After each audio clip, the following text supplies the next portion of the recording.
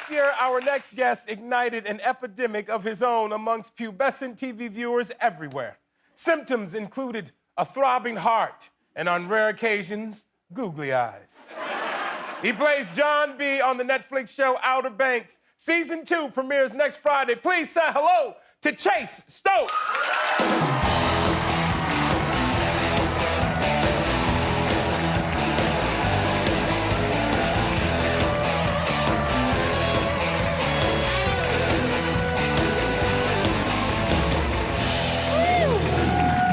Wow. All right.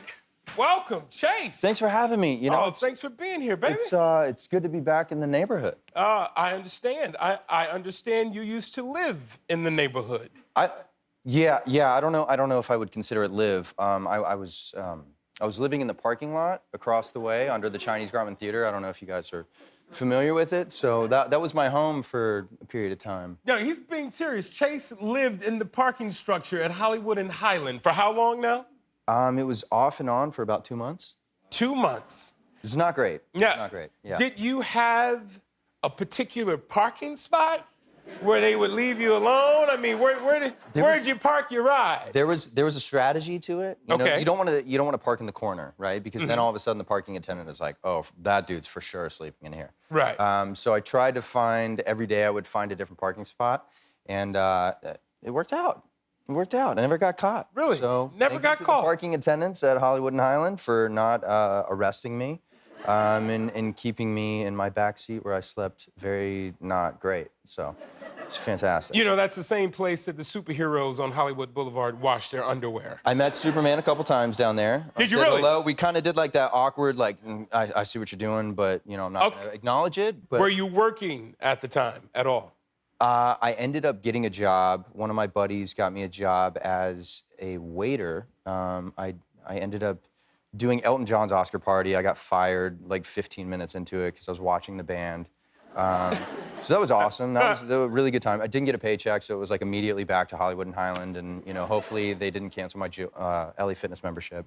So it was great, but I ended up getting a job because of the same kid at a bar sort of near Universal Studios, which is, it's just... And what were you doing at the bar? I was a bartender. Okay. Very large air quotes on the bartender. On the bartender? And how long did that job last? Oh, man. Not even a year. Oh, okay. Not even a year. Yeah. And why did it end, Chase? Anthony, you really know how to push the buttons. Yeah, I do. I'm kind of good at my job. I see what you're doing here. Yeah. No, so I lied to the guy. He owned 2 restaurants. And it was sort of as Instagram was becoming like a mainstream thing for promoting a restaurant, so to speak. So taking pictures of food and whatnot. And I was like, oh, I know how to do that. You know, I'm a photographer. I don't know anything about photography, to be honest, at the time. And so the guy looks at me and he's like, oh, okay, I'll hire you as my social media consultant. And I was like, sure, yeah. And he goes, how much do you want? And I lowballed it because obviously, you know, I was just trying to pay rent at the time. And he gave me the job. So next thing you know, I'm on YouTube just searching every photography hack on how to, you know, figure out how to take pictures of burgers and whatnot. And I got fired, if you wanted to know. I got fired pretty quickly after that. I went home for Christmas, and I confronted the dude because he fired me. So I went down to his office, and there's some things going on in this restaurant, and I had a video of it, and I said, if you don't pay me for the next 4 months, turning you in Chase, the authorities. Things like what were going on in this restaurant? I don't want to die. So here's the thing, like if I say this in person, I don't know if I'll last for the next 2 to 3 days. Oh, okay. So maybe, you know, but anyway. Okay. Yeah, so he ended up paying me for the next couple months, which was awesome. I still had an eviction notice on my door, so it didn't really work out in my favor.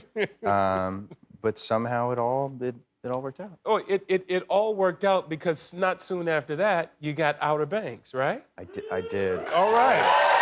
I did. Now, I love having people tell their stories about how they got their gigs, because I have an interesting story about some of my gigs. Right. What was your interesting story about being cast in this film? How did that all happen and work for you?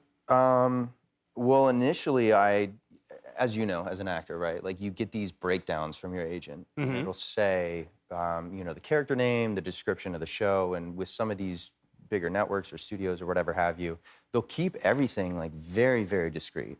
So it said, John B., 4 friends on a treasure hunt. And I was like, that's the Goonies.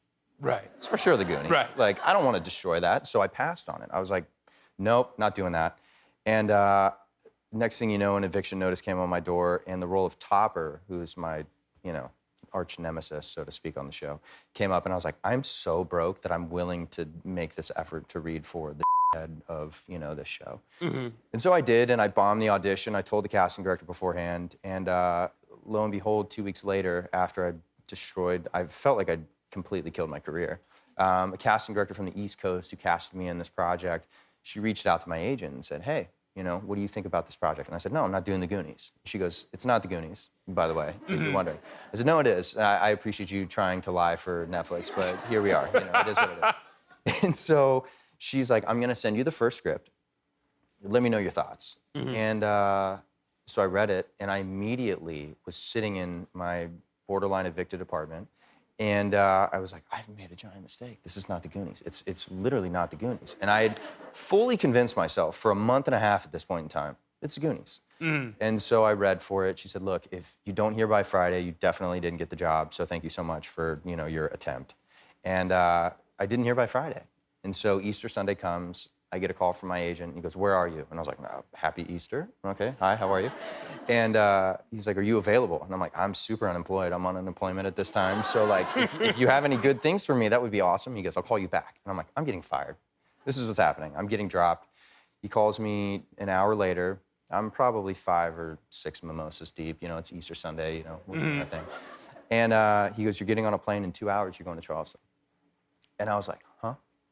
And he goes, yeah, no, you're getting on a plane. It's going to be like a middle seat in the very back of the plane. Don't worry about it. It's not a big deal. But here's 17 pages of audition material. Here's the first 4 scripts. They need you to know everything about this when you get there. So I land in Charleston the next day. I got the job 2 days later. I got the call with Rudy, who plays JJ. He was in the front seat of the car. He got the call first, and I thought I was fired. I thought I didn't get the job. And then I got a call with the other kid who was going to play the same role as me in the seat next to me in the back seat. And he's like, you got the job, dude, congratulations. And I'm like, oh my God. And I hung up the phone on the executive producer of the project. Yeah. And so Rudy looks at me and he goes, and I was like, and that's what started the journey. So I had 2 pairs of underwear, I had 3 T-shirts and a pair of shorts, and our costume department gave me a shirt that said Charleston County Jail on the back. And I wore that to the first dinner with everyone at Netflix. So they looked at me like, oh God, oh no. Yeah, this guy. This is our lead in our show. So that's the story of John B. and 20 episodes. All right. Yeah, thank you. Give it up for Chase Stokes. Season 2 of Outer Banks premieres next Friday on Netflix. We'll be right back with music from Kim.